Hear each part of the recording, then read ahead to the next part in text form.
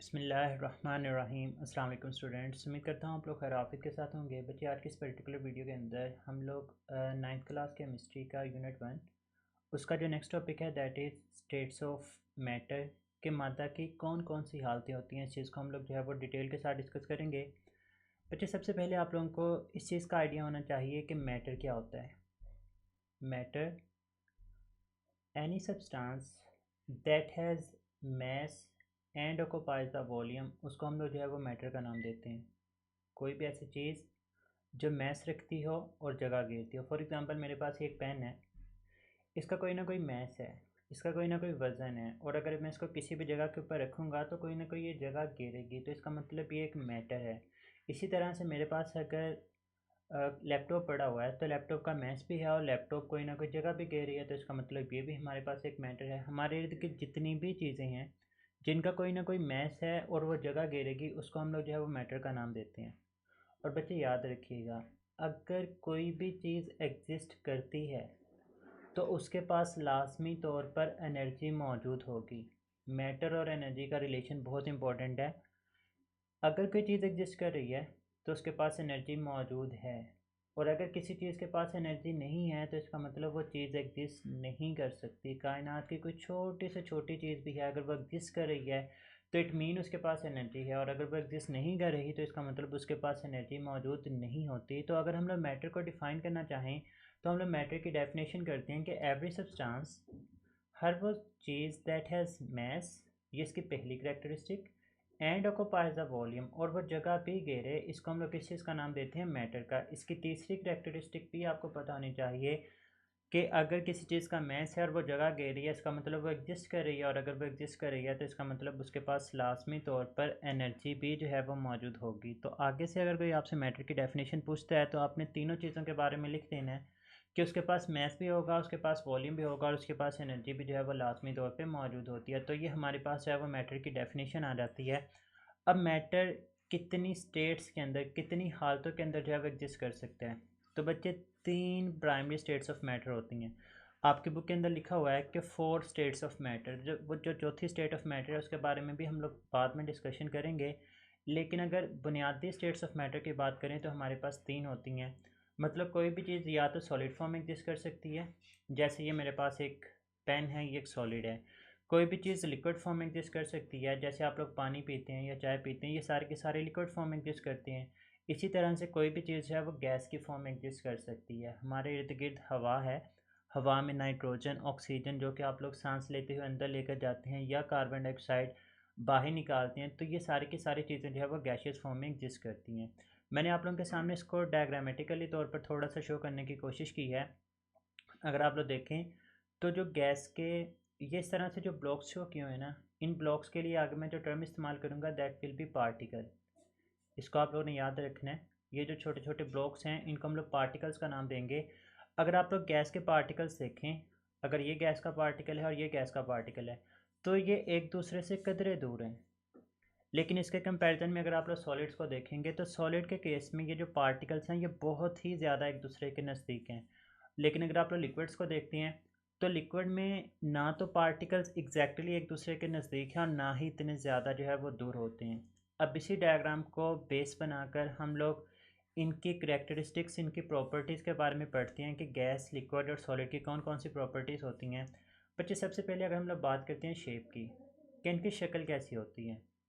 अगर हम लोग बात करें सॉलिड्स की, बच्चे पेन है, मेरे पास एक सॉलिड है। इस पेन को मैं यहाँ पर रखूँगा तब भी इसकी शेप यही रहेगी। इस पेन को अगर मैं किसी कंटेनर के अंदर जाकर रख देता हूँ तब भी इसकी शेप यही रहेगी।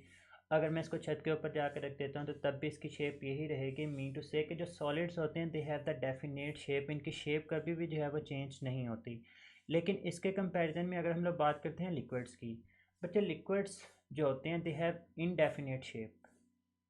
किस तरह से लिक्विड्स की इनडेफिनेट शेप होती है, मतलब अगर मेरे पास 1 लीटर पानी है, उस 1 लीटर पानी को अगर मैं बोतल के अंदर डालूंगा तो वो 1 लीटर पानी जो है वो बोतल की शक्ल जो है वो अडेप्ट कर लेगा। उसी 1 लीटर पानी को अगर मैं किसी कंटेनर के अंदर ऐड करता हूँ तो वो कंटेनर की शक्ल जो है वो अडेप्ट कर लेगा। अगर उसी पानी को मैं किसी प्लेट के अंदर डालूंगा तो वो प्लेट की शक्ल जो है वो अडेप्ट कर लेगा। मतलब लिक्विड की कोई अपनी ख़ास शक्ल नहीं होती, आप लोग उसको जिस चीज़ के अंदर डालते हैं वो उसी की शेप जो है वो अटेन कर लेता है। यहाँ पर थोड़ी सी मिस्टेक है, यहाँ पर लिखा हुआ है कि liquid has a definite shape. इसको आप लोगों ने इनडेफिनेट कर लेना है कि लिक्विड की जो शेप होती है वो इनडेफिनेट होती है, मखसूस नहीं होती। इसी तरह से gases have also indefinite shape. अब मैं अगर किसी रूम के अंदर हूँ तो इस पूरे के पूरे रूम के अंदर जो है वो गैसेस मौजूद हैं, मतलब गैसेस की जो शेप है वो इस रूम की शेप की तरह होंगी। इसी तरह से अगर हम लोग गैसेस को एक गुब्बारे के अंदर फिल कर लेते हैं तो वो जो गैसेस होती हैं वो गुब्बारे की शक्ल अटेन कर लेती हैं, मतलब गैसेस की अपनी कोई ख़ास शक्ल नहीं होती। आप लोग गैसेस को जिस चीज़ के अंदर डालते हैं वो उसी की शेप जो है वो अटेन कर लेते हैं। उसके बाद अगर हम लोग बात करते हैं वॉल्यूम की, तो बच्चे वॉल्यूम, सॉलिड्स का जो वॉल्यूम है दैट इज़ फिक्स्ड। किस तरह से, मतलब अगर ये हमारे पास पेन है, जितना वॉल्यूम ये यहाँ पर ऑक्यूपाई करेगा उतना ही वॉल्यूम जो है ये किसी भी दूसरी जगह के ऊपर जाकर ऑक्यूपाई करेगा। तो सॉलिड्स का वॉल्यूम फिक्स होता है, इनका वॉल्यूम चेंज नहीं होता। इसी तरह से लिक्विड्स का वॉल्यूम भी फिक्स होता है। मतलब अगर मेरे पास 1 लीटर पानी है तो अगर वो बोतल के अंदर 1 लीटर है तो अगर मैं उसी पानी को किसी प्लेट के अंदर डालूंगा तो तब भी वो 1 लीटर ही रहेगा। ऐसा नहीं होगा कि आप लोग उसको प्लेट के अंदर डालेंगे तो वो 1 लीटर से चेंज होकर जो है वो 2 लीटर हो जाएगा या हाफ लीटर रह जाएगा, बल्कि उसका जो वॉल्यूम होगा वो फिक्स रहेगा, वॉल्यूम उसका चेंज नहीं होता। लेकिन अगर हम लोग गैसेस की बात करते हैं तो बच्चे गैसेस का वॉल्यूम फिक्स नहीं होता। आप लोग गैसेस को बोतल के अंदर डालेंगे तो वो बोतल वाला वॉल्यूम जो है वो ऑक्यूपाई कर लेंगी, लेकिन अगर आप लोग उन्हीं गैसेस को किसी बड़े से कमरे के अंदर छोड़ेंगे तो वो बड़े से कमरे वाली शेप जो है वो अटेन कर लेंगी, वो सारे का सारा वॉल्यूम ऑक्यूपाई कर लेती हैं। तो हम लोग कहते हैं कि वॉल्यूम्स की ना तो शेप डेफिनेट होती है और ना ही वॉल्यूम जो है वो इसका डेफिनेट होता है, बल्कि दोनों की दोनों चीज़ें जो है वो इनडेफिनेट होंगी। नेक्स्ट अगर हम लोग बात करते हैं पार्टिकल अरेंजमेंट की, बच्चे यहाँ पर पार्टिकल मैंने आपको लास्ट स्लाइड के ऊपर भी बताया कि ये जो छोटे छोटे ब्लॉक्स हैं हम लोग इनको पार्टिकल्स का नाम दे रहे होंगे। अब बच्चे अगर आप लोग गैसेस के केस में देखते हैं तो गैसेस के केस में जो पार्टिकल्स हैं they are widely apart from each other, ये एक दूसरे से कदरे दूर हैं।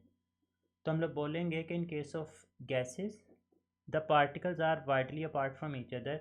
लेकिन इसका कंपैरिजन अगर आप लोग लिक्विड के साथ करते हैं, बच्चे देखें लिक्विड्स में जो मॉलिक्यूल्स हैं वो एक दूसरे के नज़दीक आ चुके हैं, तो हम लोग बोलेंगे these are closely attach to each other. लेकिन अगर हम लोग जब इनकी तरतीब की बात करते हैं तो देखें कोई पार्टिकल इस डायरेक्शन में अरेंज है तो कोई पार्टिकल जो है वो इस डायरेक्शन के अंदर अरेंज है, कोई पार्टिकल इस डायरेक्शन के अंदर, मतलब इनकी कोई स्पेसिफिक डायरेक्शन नहीं है। तो हम लोग कहते हैं ये रैंडमली अटैच होते हैं, बेतरतीबी के साथ जो है वो जुड़े हुए होते हैं। लेकिन अगर हम लोग सॉलिड्स की बात करते हैं तो सॉलिड्स में मॉलिक्यूल बिल्कुल एक दूसरे के पास पास, और अगर आप लोग सभी की डायरेक्शन भी देखें तो इस तरह से सारे के सारे स्पेसिफिक डायरेक्शन में एक तरतीब के साथ जो है वो अटैच होते हैं। तो हम लोग कहते हैं कि सॉलिड के मॉलिक्यूल्स हैं वो क्लोजली पैक्ड होते हैं और ये रैंडम नहीं होते, बल्कि इनके अंदर 3 डायमेंशनल अरेंजमेंट मौजूद होती है। एक ख़ास तरतीब जो है वो हमें इनके अंदर देखने को मिलती है। तो ये आप लोग जो है वो सॉलिड्स के केस में पॉइंट लिख सकते हैं, ये इसकी तीसरी करेक्टरिस्टिक आ जाती है। उसके बाद हम लोग बात करेंगे कंप्रेसिबिलिटी की। कंप्रेसिबिलिटी मतलब किसी चीज़ को दबाना। अगर ये मेरे पास पेन है, मैं इस पेन के ऊपर जितनी मर्जी फोर्स लगाता हूँ ये कंप्रेस नहीं होगा, हम लोग इसको दबा नहीं सकते। लेकिन इसका कंपैरिजन अगर हम लोग किसी गैस के साथ, मतलब एक गुब्बारे के अंदर हमने गैस भरी हुई है, हम लोग उस गुब्बारे को कंप्रेस करने की कोशिश करते हैं तो वो जो गुब्बारा होगा वो कंप्रेस हो जाएगा। क्यों कंप्रेस होगा गुब्बारा, या फिर ये पेन क्यों नहीं कंप्रेस हो सकता? तो बच्चे ये शॉर्ट क्वेश्चन भी पूछा जा सकता है। इसको कॉन्सेप्चुअली ज़रा समझें कि हमारे पास जो सॉलिड्स के पार्टिकल्स हैं, अगर ये एक सॉलिड का पार्टिकल है तो दूसरा सॉलिड का पार्टिकल भी बिल्कुल उसके पास ही होगा, मतलब इनके दरमियान कोई खाली जगह नहीं है। लेकिन अगर मैं गैसेस की बात करता हूँ तो अगर ये गैस का एक पार्टिकल है और दूसरा गैस का पार्टिकल ये है, और मैं इनके ऊपर या इनके साइड के ऊपर कोई ना कोई फोर्स लगाता हूँ, जब मैं इसके साइड के ऊपर फोर्स लगाऊंगा तो चूंकि इनके दरमियान खाली जगह मौजूद हैं तो ये पार्टिकल्स क्या करेंगे, ये मज़ीद एक दूसरे के नज़दीक आ जाएंगे। जब ये एक दूसरे के नज़दीक आ जाएंगे, मतलब पहले ये गैस का एक पार्टिकल यहाँ पर था, दूसरा पार्टिकल यहाँ पर था, मैंने दोनों तरफ से फोर्स लगाई तो ये एक दूसरे के नज़दीक आना स्टार्ट हो जाते हैं। हम लोग बोलते हैं कि गैसेस हैं वो कंप्रेस हो रही हैं। लेकिन बच्चे सॉलिड के पार्टिकल्स पहले इस तरह से एक दूसरे के पास पास हैं, आप लोग जितनी मर्जी इर्द गिर्द के फोर्सेस लगाते रहें ये मज़ीद कंप्रेस नहीं हो सकते, क्योंकि इनके दरमियान बिल्कुल भी स्पेसेस जो हैं वो मौजूद नहीं होती। तो चूँकि गैसेस के दरमियान स्पेसेस मौजूद हैं, आप लोग इनके इर्द गिर्द फोर्स लगाएंगे तो वो कंप्रेस हो जाएंगी। लेकिन सॉलिड जिनमें बिल्कुल ही जगह नहीं होती तो आप लोग उनके ऊपर जितनी मर्जी फोर्सेस लगाते जाएं वो बिल्कुल भी जो है वो कंप्रेस नहीं होते। तो हम लोग बोलते हैं कि सॉलिड्स आर इनकम्प्रेसिबल, जबकि गैसेस की बात करते हैं तो हम लोग कहते हैं they are highly compressible with respect to solids. और अगर हम लोग लिक्विड्स की बात करते हैं तो चूंकि लिक्विड्स के केस में थोड़ी बहुत स्पेसेस मौजूद होती हैं तो हम लोग कहते हैं लिक्विड्स आर स्लाइटली कंप्रेसिबल, मतलब आप लोग इनको थोड़ा बहुत कंप्रेस कर सकते हैं, ज़्यादा आप लोग इनको भी कंप्रेस नहीं कर सकते। नेक्स्ट हमारे पास पॉइंट आ जाता है डेंसिटी। डेंसिटी का लफ्ज़ी मतलब होता है भारीपन, कि कौन सी चीज़ भारी है या कौन सी चीज़ जो है वो हल्की है। तो अगर ये सॉलिड है तो सॉलिड्स का जो मैस होता है वो ज़्यादा होता है, इनका भारीपन जो है वो ज़्यादा होता है, तो हम लोग कहते हैं कि सॉलिड्स की जो डेंसिटी होती है वो हाईएस्ट होती है। लेकिन अगर हम लोग इनका कंपैरिजन करते हैं गैसेस के साथ, तो गैसेस का जो मैस होता है, जो वज़न होता है वो बहुत कम होता है। और वज़न कम होने की वजह से ही आप लोगों ने अक्सर देखा होगा कि गुब्बारा जो है वो अक्सर ऊपर की तरफ उठता है। वो क्यों ऊपर की तरफ उठता है? क्योंकि जो गैसेस का वज़न होता है वो कम होता है, और जिस चीज़ का जितना वज़न कम होगा they have the ability to move upward, वो ऊपर की तरफ मूव करेंगे, और जिस चीज़ का वज़न जितना ज़्यादा होता है वो हमेशा नीचे की तरफ आती है। मतलब आपने कभी ऐसा नहीं देखा होगा कि इंसान जो है वो हवा के अंदर जा रहा हो, वो ऊपर की तरफ नहीं उठता बल्कि वो नीचे की तरफ ही आता है, क्योंकि उसकी डेंसिटी, उसका भारीपन जो है वो ज़्यादा है, उसके ऊपर ग्रेविटी जो है वो ज़्यादा एक्ट करती है। लेकिन जो बैलून्स हैं, अगर आप लोग उसके अंदर गैस फिल करते हैं तो जो गैसी गुब्बारे आप लोगों ने सुने होंगे वो अक्सर ऊपर की तरफ उठते हैं। रीज़न क्या होती है कि उनमें गैसेस फिल की जाती हैं जिनका वज़न कम होता है, जिनकी डेंसिटी कम होती है, तो डेंसिटी कम होने की वजह से इनके ऊपर ग्रेविटी एक्ट नहीं कर पाती, जिसकी वजह से वो ऊपर की तरफ उड़ना शुरू हो जाते हैं। तो जब आप लोग गैस और सॉलिड की डेंसिटी का कंपैरिजन करेंगे तो हम लोग बोलेंगे कि gases have the less density, और इसी वजह से ये ऊपर की तरफ उठती हैं, जबकि सॉलिड्स की डेंसिटी जो है वो ज़्यादा होती है और इसी वजह से वो नीचे की तरफ आ रहे होते हैं। नेक्स्ट अगर हम लोग पॉइंट की बात करते हैं इंटरमॉलिक्यूलर फोर्सेस। इंटरमॉलिक्यूलर फोर्सेस क्या होती हैं? वो ताकत जो किसी भी चीज़ को जोड़ कर रखती है। अगर हम लोग गैसेस की बात करें तो हमने कहा कि गैस के जो मालिक्यूल्स हैं वो एक दूसरे से दूर दूर होते हैं। अगर ये एक दूसरे से दूर दूर हैं इसका मतलब इनके दरमियान कोई फोर्सेस नहीं है। अगर इनके दरमियान फोर्स होती तो फिर तो ये मालिक्यूल बिल्कुल एक दूसरे के नज़दीक होते। अब चूंकि गैस के मालिक्यूल्स एक दूसरे से दूर दूर होते हैं तो हम लोग बोलते हैं कि इनमें फोर्सेस जो हैं वो वीक हैं। लेकिन अगर हम लोग सॉलिड्स की बात करें जिसमें मालिक्यूल्स बिल्कुल एक दूसरे के पास पास होते हैं, तो हम लोग बोलेंगे चूंकि इनमें मालिक्यूल्स एक दूसरे के साथ जुड़े हुए हैं तो इसका मतलब इनमें फोर्सेस बहुत स्ट्रॉन्ग होंगे, जिसकी वजह से हम लोग बोलते हैं कि सॉलिड्स के केस में इंटरमॉलिक्यूलर फोर्स इज ग्रेटेस्ट, जबकि गैस के केस में वीकेस्ट होंगी। और लिक्विड्स इंटरमीडिएट मतलब दरमियाना बिहेवियर शो करते हैं। ना तो इनके दरमियान इतनी वीक फोर्स ऑफ अट्रैक्शन मौजूद होती हैं कि वो बिल्कुल ही एक दूसरे से दूर दूर हों, ना ही इतनी स्ट्रॉन्ग होती हैं कि वो बिल्कुल ही एक दूसरे के पास पास हों। अब लास्ट पॉइंट इंटरमॉलिक्यूलर स्पेस का, कि इनके दरमियान जगहें कितनी होती हैं।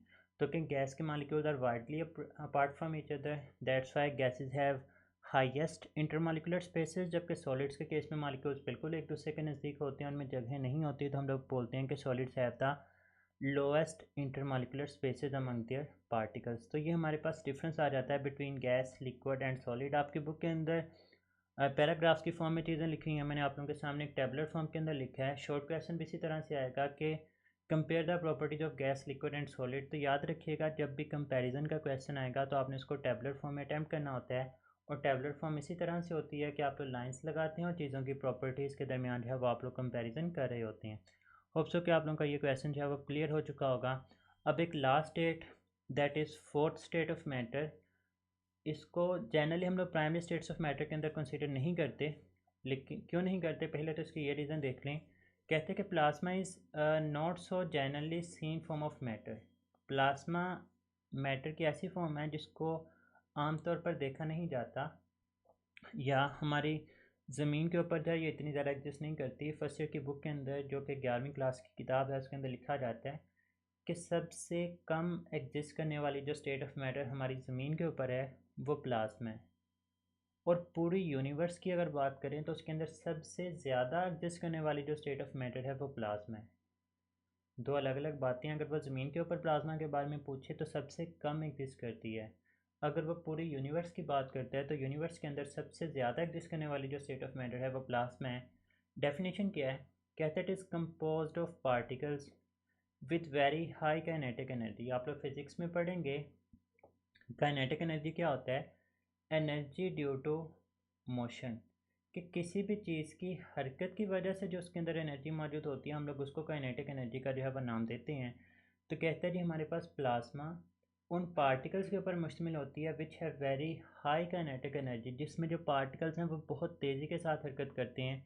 It exist in the fluorescent tubes. ये फ्लोरेसेंट ट्यूब्स हैं, अक्सर आप लोगों ने जो बड़े बड़े मॉल्स होते हैं वहाँ पर बाहर लाइक जेज़प है तो रात के अंदर ग्लो कर रहा होता है क्योंकि इसके अंदर फ्लोरेसेंट लाइट्स हैं वो इस्तेमाल की जा रही होती हैं। इसी तरह से it exist in the lightning, जब बिजली चमकती है तो उसके अंदर ये एग्जिस्ट करता है। इसी तरह से जो वेल्डिंग आर्क्स होते हैं, मतलब वेल्डिंग करने वाला जब किसी भी चीज़ को वेल्ड कर रहा होता है तो उसके दौरान जो दासी निकलती है, जो शोले निकलते हैं, उनको जो है वो हम लोग वेल्डिंग आर्क्स का नाम देते हैं। तो ये सारे के सारे हमारे पास प्लाज्मा है। Plasma can be considered as partially ionized gas. ये बहुत इंपॉर्टेंट चीज़ है कि प्लाज्मा भी बेसिकली गैस ही होती है, लेकिन ये एक ऐसी गैस है जिसके अंदर पार्टिकल्स क्या होते हैं, आयोनाइज्ड होते हैं।